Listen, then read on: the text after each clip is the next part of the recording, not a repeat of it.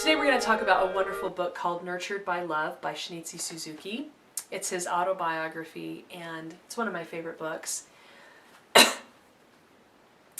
He tells the story of his life. He doesn't do it completely chronologically. He talks about different events that happened in his life and kind of tells about his childhood and he'll kind of bounce back and forth. You can piece it together and figure it out as you read through it. It's very easy to read. It's been translated and he's got tons of subheadings, so it's easy to find things. I mean, there's like 3 subheadings on just these 2 pages. And so it's easy to find things that you want to find. Of course, he was the individual that that changed the face of music education with children.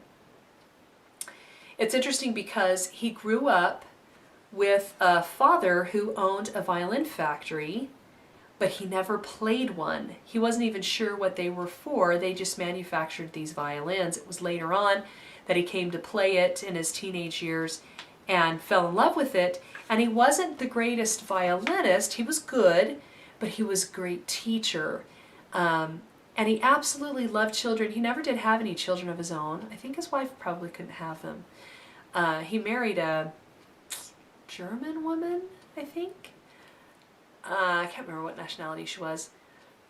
But they didn't have children, but he loved children. He spent his life with children. He said that children made him feel alive and happy. He was just happy to be around them. And so early in his career, I can't remember the whole circumstances, but he brought a small child to teach that was like 5 or 6 years old, and he'd never taught anybody that young before, and he started pondering, how would I teach this child? How would I teach this young child? And he thought and he thought and he thought and he thought, and he pondered this for a long time. And then he had this revelation. It's kind of like when Schweitzer had this, Schweitzer made his commitment about giving his life for service work, but he also had this journey to try to identify what his life was about, and he had this insight where he said, I'm about promoting life. And it seems like that's for many great individuals, those that have really great positive impact. There's those important moments of great insight, like when Mother Teresa had this great insight about serving the poor. She was a teacher in a girls' school and comfortable and happy there. And anyway, it's just really cool because the people, it seems like as I read about individuals who have had really positive impact in the world, they search truth. That's a very common theme. And when they find it, they adhere to it. When they have these great insights about what is true.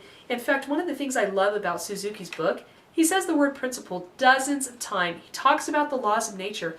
I don't know where he exactly stood religiously or in his relationship with God, but he was definitely all about truth and being grounded in truth and principle. Sometimes he uses the word principle. I don't really think it's a principle. But this is a valuable book from that standpoint too, that I'll have people go through it and write down when he says something is a principle. This is a really great exercise to do in learning to identify principles. And you write down when he says it's a principle, then you can talk about it. Well, is this really a principle? Is he right? One principle that he really believes in is tabula rasa, I think is the Latin phrase. It's a psychology term, which just means that we come as a blank slate. We don't come with any specific talent or ability. We are products of our environment. And it's empowering from the standpoint of parenthood, especially, to think that you have a lot more influence than you want to give yourself credit for, maybe more responsibility than you want to take on for the kinds of individuals that come out of your home. I don't entirely agree. I think that there was a life. I think that we come with, tendencies, talents, inherent abilities. We have to develop them. We have to develop hard work. But here's the thing with Suzuki, is that he worked with hundreds of young children, and they all learned to play well. So I think there's 2 things going on with Suzuki. I think there's the principles of musicianship, there's the principles of playing well, and they're like art, they're like science, they're like math. I mean, we say in our culture, anybody should be able to get through Algebra 2. I mean, really, virtually anybody should be able to at least get through Algebra 1 and some geometry. But not everybody can draw. And that's a lie, too. The drawing textbook that I'll be doing a review on is wonderful. Drawing on the Right Side of the Brain also has arguments for, no, actually there's artistic principles. So there's artistic principles, right, in learning to play an instrument. Well, Suzuki agrees with that. Anybody can learn to play.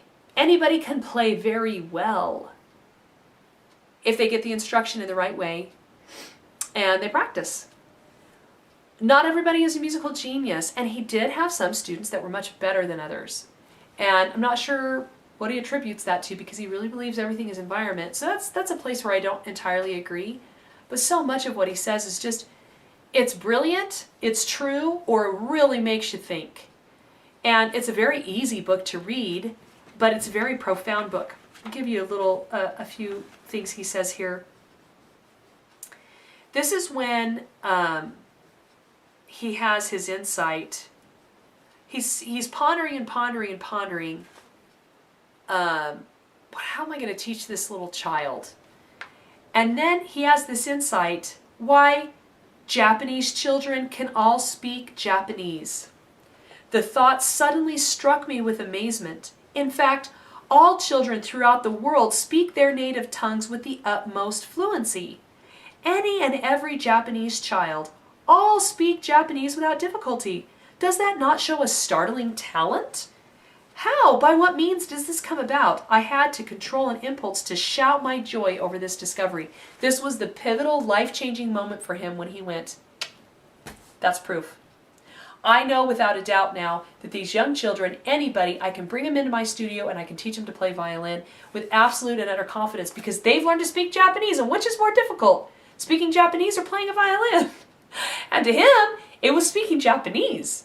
Well, that's far more difficult than playing a violin, so certainly anybody can learn to play.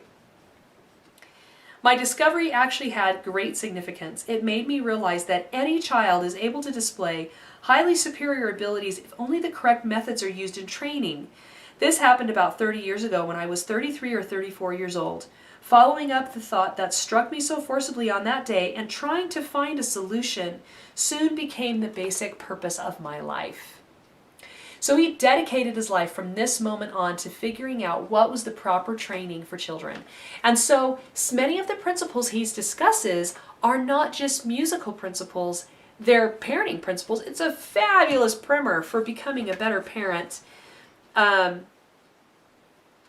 father asked me to teach his son violin. At that time, I didn't know how to train such a small child or what to teach him. I didn't have such experience. What kind of violin training would be good for a 4-year-old? I was a 4-year-old. I thought about it from morning to night. The answer came from my discovery. At that time, 3 of my brothers and I had just formed the Suzuki Quartet. One day, when we were practicing at the house of my younger brother, it hit me like a flash. All Japanese children speak Japanese. This thought struck me like a flash of light in a dark night. Since they all speak Japanese so easily and fluently, there must be a secret, and this must be training. Indeed, all children everywhere in the world are brought up by a perfect educational method, their mother tongue. I felt I had made a tremendous discovery. If a child cannot do his arithmetic, it is said his intelligence is below average. So he calls it the mother tongue method. And it's this immersion. And it's interesting too, because in language study and in language learning, there's beginning to be more and more schools that do language immersion. Psychologists and scientists have said for dozens of years that children learn languages best when they're younger. And so this was really the greatest insight of his life and became his life purpose. One of my very favorite stories about anybody is a story about Suzuki from this book. I'll tell you just the beginning of the story. I don't know if it will have as big an impact on you. I tell it often, and it's when he was in his father's factory. He was 17 or 18 years old, And he sat down at a typewriter and he started typing. And one of the managers came in and he was like, Master Shinichi, you can't type on that typewriter without paper, it'll ruin it. And he's like, oh, I wasn't typing. And the guy's like, okay. And he leaves the room. But Suzuki is incensed with himself. His own self-contrition ate him up and he couldn't rest. He went home and he paced and he was upset for hours and hours. He went down to a bookshop in town and paced, went to the bookstore, wandered around, and then his eyes fell on Tolstoy's diary, which I still have not yet read, and I really want to. And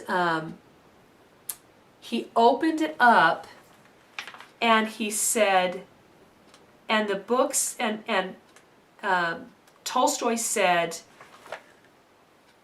the voice of conscience is the voice of God. And it changed everything for Suzuki.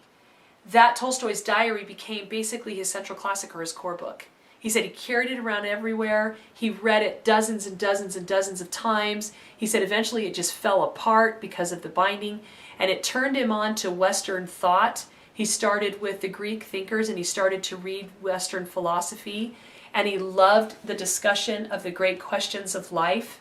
And he said he would come home from school and do only as much schoolwork as he had to do so he could get his real education in the classics, which I absolutely love that story. And I love who he was, that at 17 or 18 years old, he was that self-evaluating and self-honest, that he was willing to look at himself and change himself and determined to be a better man.